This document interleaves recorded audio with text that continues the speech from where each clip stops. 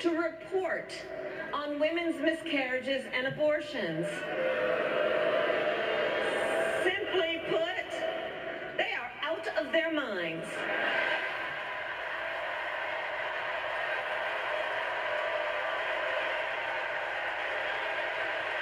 And one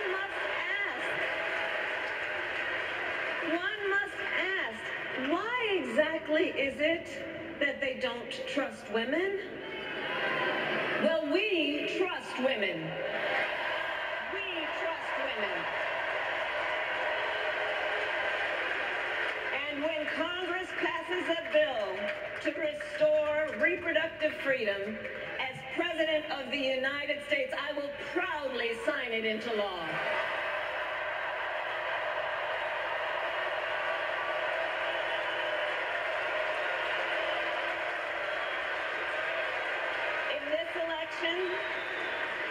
Many other fundamental freedoms are at stake. The freedom to live safe from gun violence in our schools, communities, and places of worship. The freedom to love who you love openly and with pride. The freedom to breathe clean air and drink clean water and live free from the pollution that fuels the climate crisis.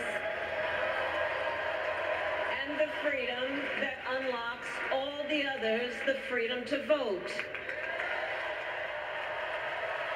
With this election, we finally have the opportunity to pass the John Lewis Voting Rights Act and the Freedom to Vote Act.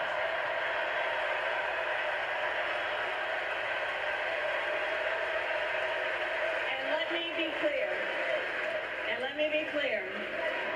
After decades in law enforcement, I know the importance of safety and security, especially at our border.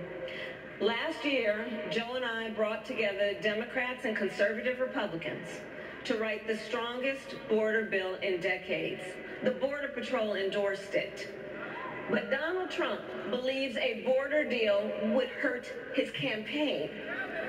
So he ordered his allies in Congress to kill the deal. Well, I refuse to play politics with our security, and here is my pledge to you. As president, I will bring back the bipartisan border security bill that he killed, and I will sign it into law. I know we can live up to our proud heritage as a nation of immigrants and reform our broken immigration system. We can create an earned pathway to citizenship and secure our border.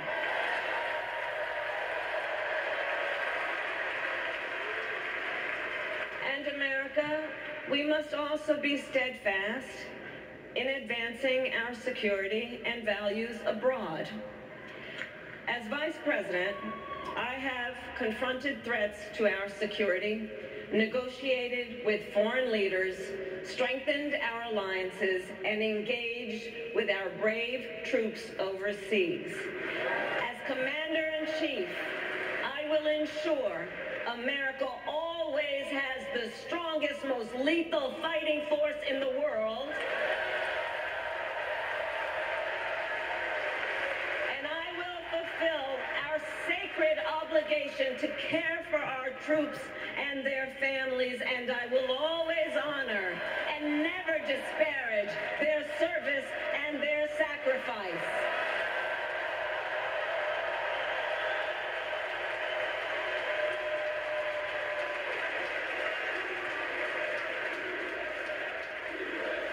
I will make sure that we lead the world into the future on space and artificial intelligence, that America, not China, wins the competition for the 21st century, and that we strengthen, not abdicate, our global leadership. Trump, on the other hand, threatened to abandon NATO. He encouraged Putin to invade our allies. said Russia could, quote, do whatever the hell they want. 5 days before Russia attacked Ukraine, I met with President Zelensky to warn him about Russia's plan to invade.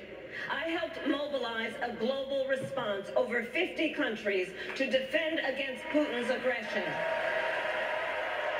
And as president, I will stand strong with Ukraine and our